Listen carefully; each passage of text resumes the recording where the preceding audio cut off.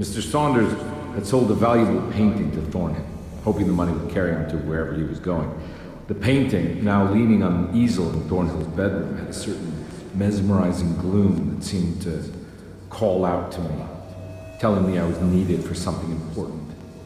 I felt myself falling into the painting, only being brought back by Thornhill, thrusting an address to a Hotel St. George into my hand and asking me to get the hell out.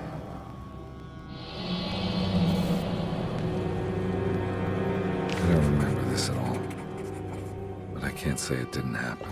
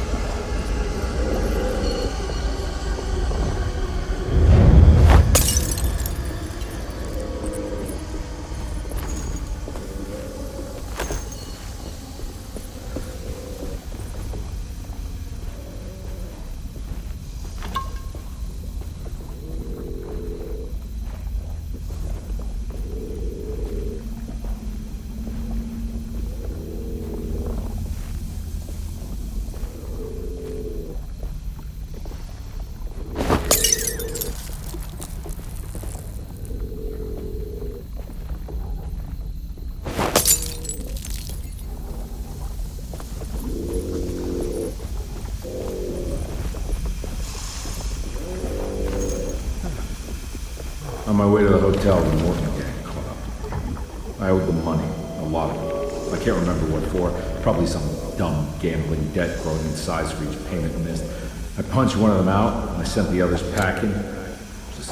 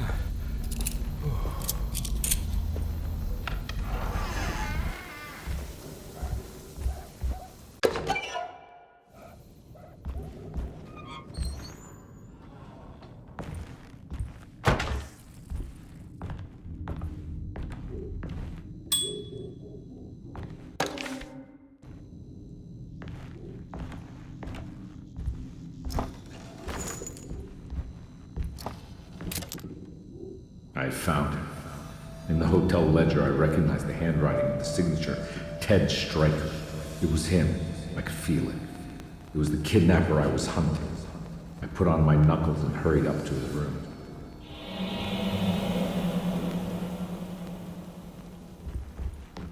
Something about that name, Ted Stryker, rings a bell. Feels vaguely familiar.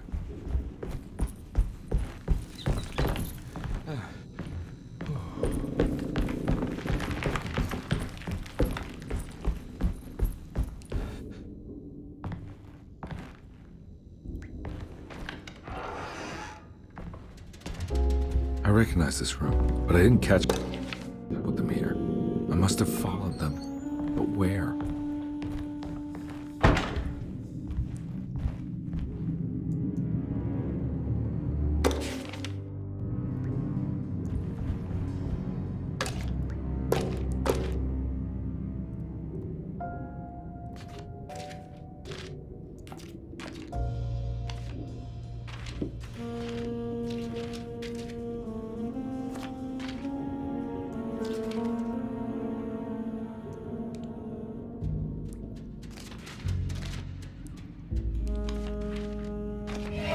That's right, he was running away, ditching his old life and marriage in New Orleans to find something better in Tallahassee.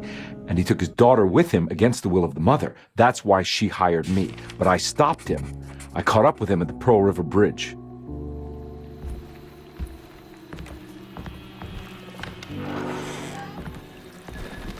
Pearl River. This is where I caught up with them. This is what the Dark Man wanted me to revisit. But I'm still not seeing it. What am I forgetting?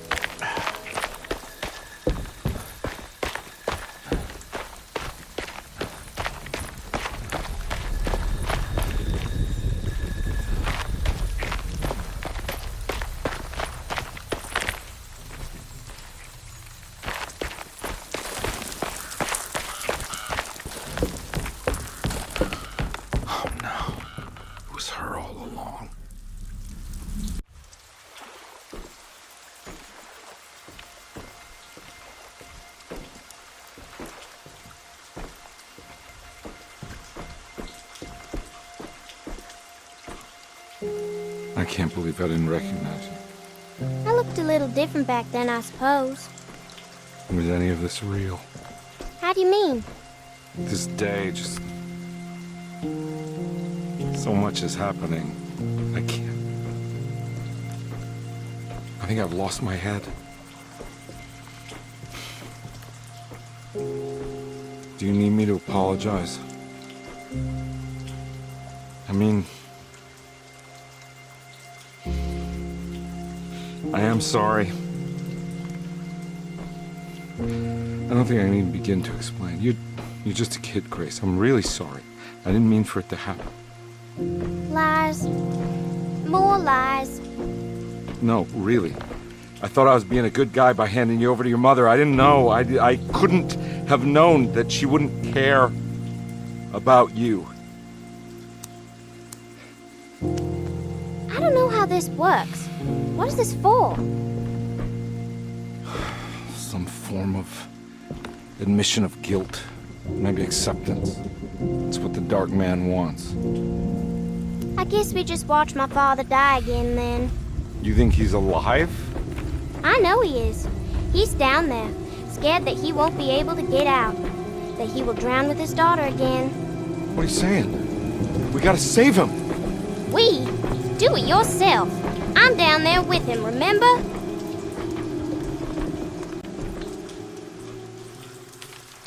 Can I really save them? This all happened so long ago. I have to find a way to get down there. I have to see it with my own eyes. There was a boat. There must be a way to save you both, right? Why else would I be here?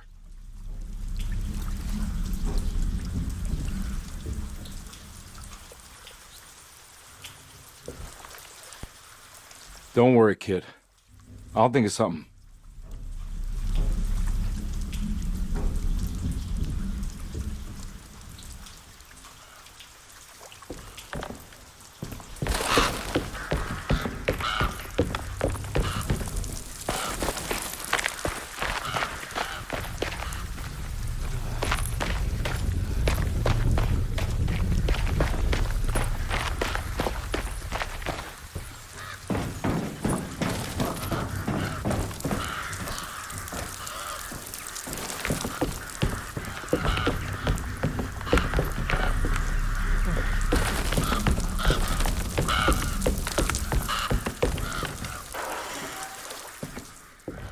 This must be where the bridge is operated.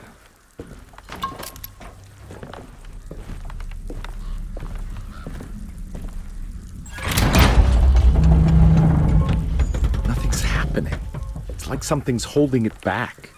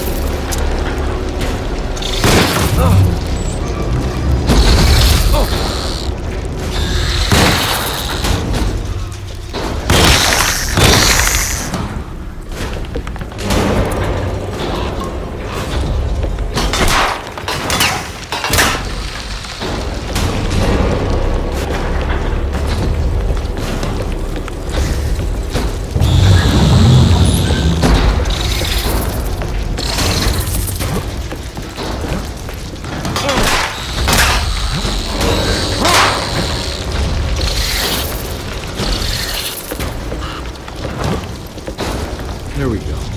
Should be able to pilot the boat.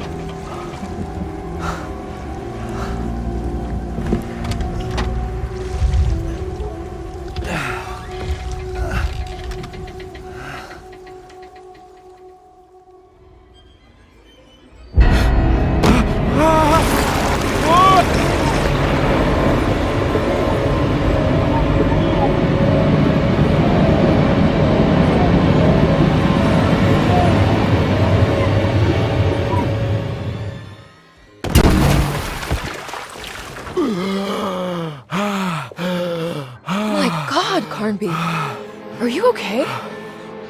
Don't leave me alone. What the hell have you been doing? What's going on here? Look at this mess! I'm sorry, Mrs. Thompson. Don't make me kick you out of this house! Now get out!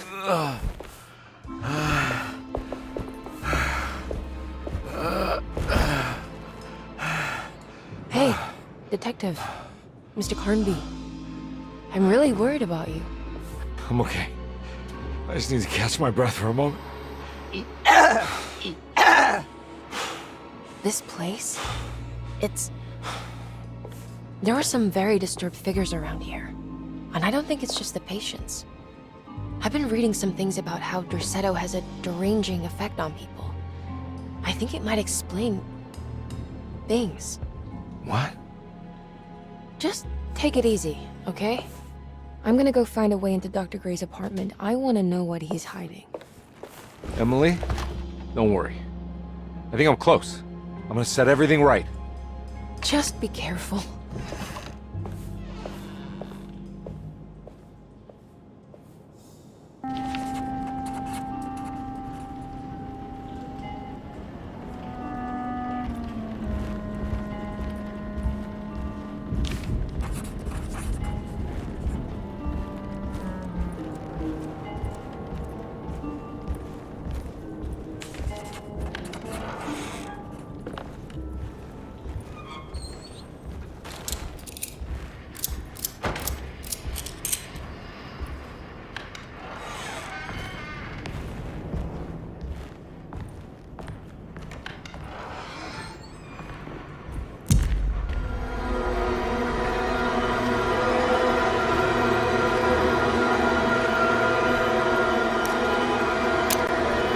Has to stop!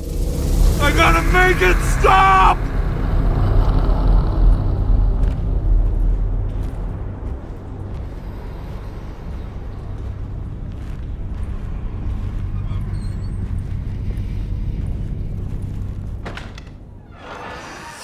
Detective, Am I glad to see you? Lock the door, will you?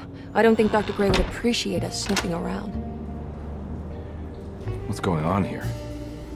This feels so strange.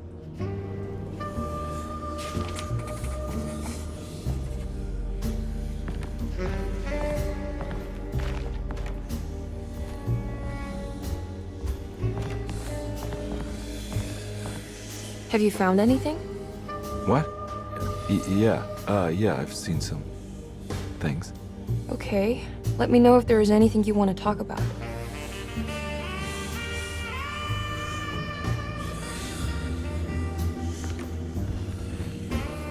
You don't find this place strange?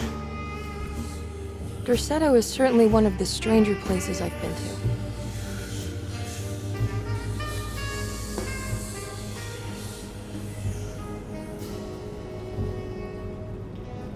This room feels too real, hyper real, more than anything I've ever experienced. Okay. I don't see what you mean. Forget it. I gotta get back to breaking the contract. Yeah, that's what I was doing.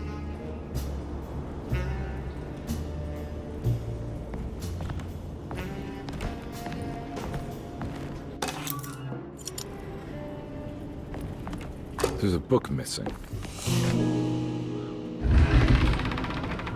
What did you do? I was just rearranging the books. Well, come on, let's check it out.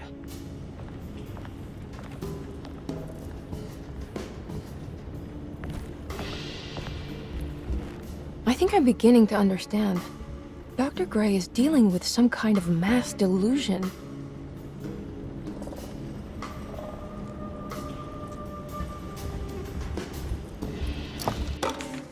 Good to finally meet you, Mr. Hartwood. I'm here on the behalf of your brother Philip. You were expecting me, weren't you? Yes. You're from Dorsetto, no? That's right. I just wanted to ask you a few questions to see if there is anything I can do to help you and your family. Okay. I understand you're full of imagination. You make up a lot of things. I suppose. And you obsess over them, blurring reality and fiction. Sometimes. Do you want to tell me about the Dark Man? No. No, I don't. That's all right. Perhaps there is something else you can tell me. Something you know to be made up, but you hold dear. Juan? John? Who's John? No. Juan Luis Jorge. Oh, wait there a moment. Here, take a look. Is he... Oh, he is the author. It's a magnificent book. Life-changing even. The real Juan is long dead, but I like to think of him as my friend. My most beloved friend. I see. Do you often do this? Fantasize about people you read about? No. Well, there is Jacob. Who is Jacob? Turn to the last page. Oh, it's a newspaper article. The Prisoner of Ice, Jacob van Ostad. Is he also your beloved friend? Oh, no, Doctor. Not at all. He is the fire that fights fire. Yes, I think it's clear your overstimulated imagination, this mania, needs to be tempered for you to live a normal life. I know your family calls it the Hartwood curse, but I want you to know that there is nothing supernatural about your condition. It's all inside your head. And with that, I'm very qualified to deal with. In time, you will be cured. In time. Yes, in time we will exorcise all your demons, all the dark men. Yeah! Please, Mr. Hartwood, calm yourself. What happened? Oh, don't you worry your little head about it, Miss Hartwood. Your uncle and I just had our first breakthrough. That mark on the floor looks like talisman positions, but from which direction should I look at it? The Snake Dagger, a monograph by Yael Klein. In Ludwig Prin's book on pagan rituals called The Mystery of the Grave, as translated by Nicholas Vachy, there are several references to a sacrificial dagger called the Snake Dagger. It has long been thought of as a poor translation of the original text, that it would be more appropriate with worm dagger from the Latin vermis cultrum. This seems natural following the recent consensus that the original title of Prin's book, De Vermis Mysteris, should literally translate to the mystery of the worm. However, this would take away from Vachy's great effort at translating the underlying meaning of the words and revealing several cultural beliefs. While Prin certainly was using the term worm as a symbol or synecdoche for death and the dead, which is made clear by the contents of the book, in the case of the dagger, we shouldn't be too hasty to dismiss his translation. Reading through Vachy's correspondence with his patron, it appears that he had more than just the Latin text at his disposal. Vachy had dug up Prin's living relatives and uncovered several cross-referenced historical texts and an actual snake dagger. The dagger was dated to the early Middle Kingdom of Egypt and had such a clear shape of a wave that Vachy considered calling it the sinusoidal blade. Knowing the full story, it seems prudent that he chose to translate it as snake and not worm. There are several reasons why this choice of word helps us understand the pagans that Prin's book attempts to describe. The symbolic value of the shape becomes more apparent when reading about the use for the dagger. In the passage of possession and exorcism, we find the snake dagger poisons the poisoner within the victim and is therefore pacified. Where the literal text would tell us that the worm dagger trumps the demon possessing the victim, it tells us nothing of their reasoning, only that somehow this dagger wins against the demon, like it had the better hand in poker. Vachy's translation allows us to follow the underlying logic to the ritual magic that is being performed. Poison the poisoner sounds like fighting fire with fire. That to hurt the demon possessing its victim, the priests would have to fight back with a power that is known to the evil they are fighting. The snake dagger is therefore not only a good way to describe its form, but it also helps us understand how it could be thought of as a useful tool for exorcism. Finally, it also helps us understand their relationship to lunacy, that it was thought of as something poisoning the mind rather than controlling it. What is also interesting to note is that the possessed are always considered poisoned in their head and not their heart. The snake dagger always went to the eye of the possessed, leaving them partially blind, if they had the good luck to survive.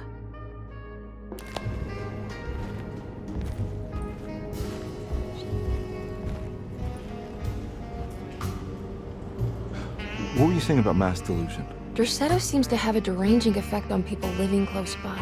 It has a history of creating cults devoted to some nature goddess. Even the name Derceto refers to the cult existing here before the Civil War. Derceto was the name of an ancient fertility goddess worshipped in Syria. Dr. Gray and his friends, however, seem to prefer the black goat of the woods with 1,000 young, or Shub-Nigroth. And that name can only have come from my uncle's twisted mind.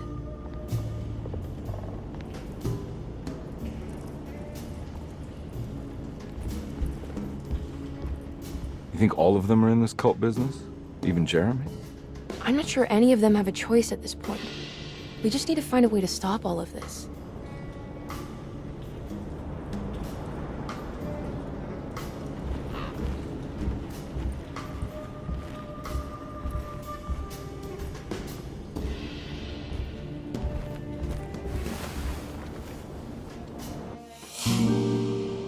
Huh. Has that been there this whole time?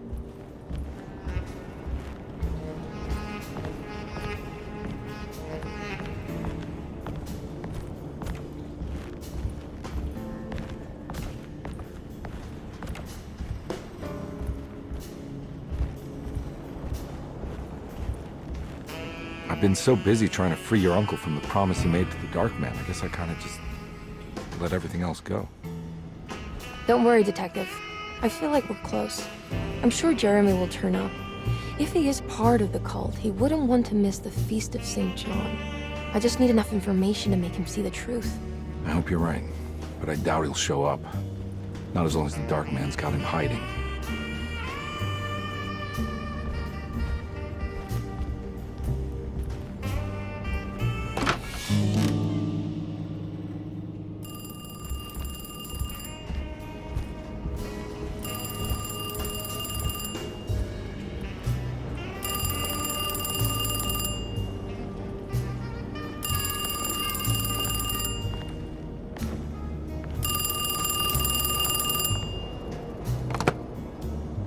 Hello?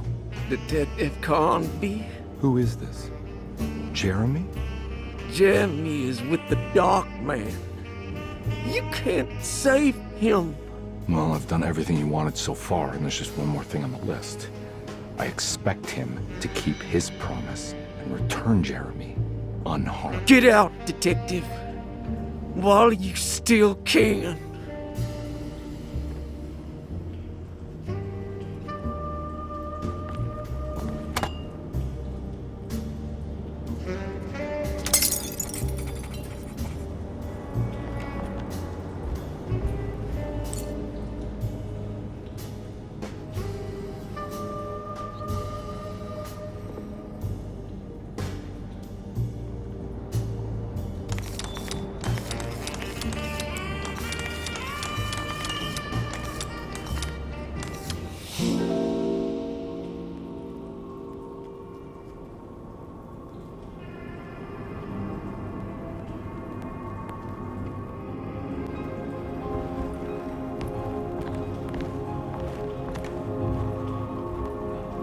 You okay?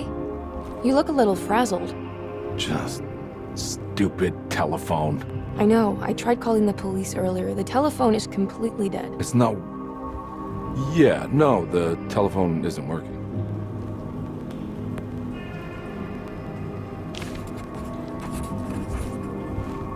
Miss Hartwood, I think you're gonna want to see this.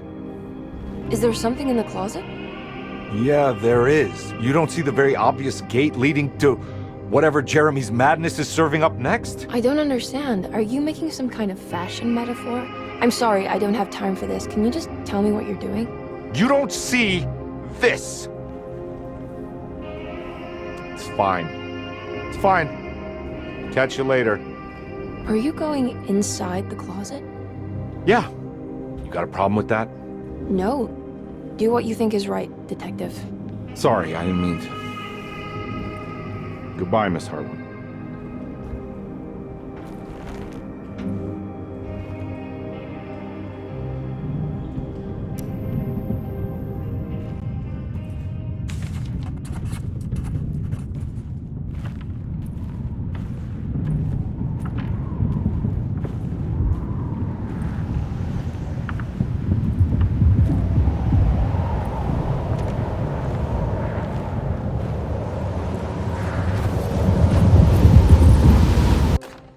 We found the ancient stellarium perched on a cliff facing the Arctic Ocean after a day of sailing due north of the Eskimo encampment. Jacob van Oostad was our most keen member of the expedition. He had been chasing down the source of a peculiar type of crystallized metal present in several sacred items among the natives on the northeast coast of Greenland. The site was a remarkable find for any explorer, and we were all enraptured in our search for enlightenment and meaning. The surviving architecture seemed almost unearthly in origin and astonishingly sophisticated. The metal Jacob was searching for was abundant, almost ubiquitous. We were so taken by our find that we were surprised by the sun falling below the horizon. As we quickly picked up our gear, ready to head back to our camp, Jacob van Oostad declared that he wanted to stay. He was adamant. We begged him to reconsider. The night would be getting colder by the hour, and we feared for all our safety. Jacob refused, threatening us with violence if we wouldn't leave him alone. As the snowfall turned heavier, we left him there on his own. The next day, the weather became worse, and we had to spend hours enforcing our shelter as our tents became increasingly useless. The group had written off Jacob, thinking he must be dead. I had an urge to make one final attempt to save him, so I headed out as darkness fell with a handful of flares and headed toward the coast and up the climb towards the Stellarium. That's when I saw him, transfixed by a burning sky, that celestial lantern. Jacob keeled over and let out a painful shriek that struck me with such fear and pity. He was crying in agony, for the cold weather had ravaged his flesh. I called out to him, and he turned to face me. His vacant stare held me in place like a needle through a butterfly, and he said, "You must leave now, Ashton. Go, and never come back." And so I left.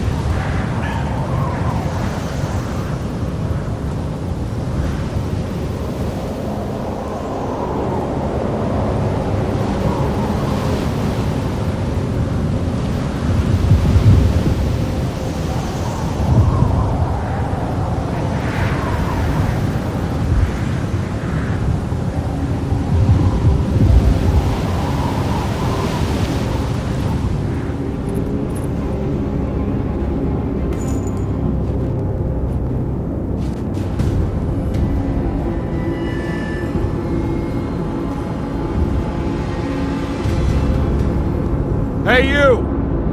What are you doing here? What is this place? Turn back, detective. You're not wanted here. Oh, take it easy. I'm not your enemy. Oh, you're wrong, detective. You're wrong.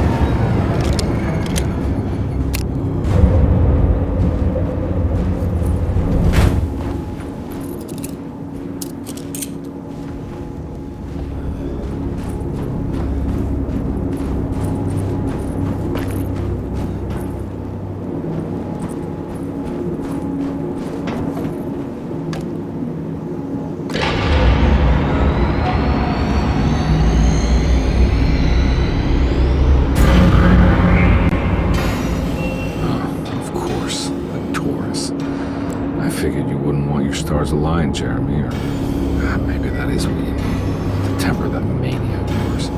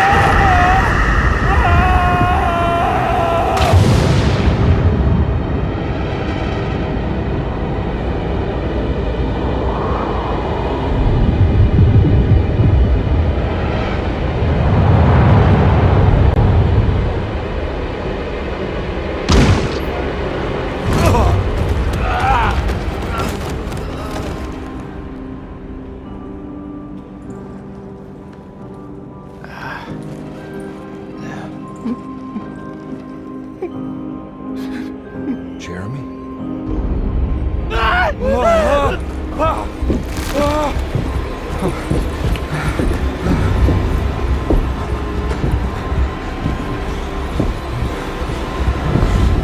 did everything! Aren't you happy? Stupid charlatan! What more do you want from me? You want me to lose my mind? Oh, my lord! Doctor! Baptiste! Quick! Jesus. What were you thinking, Carnby?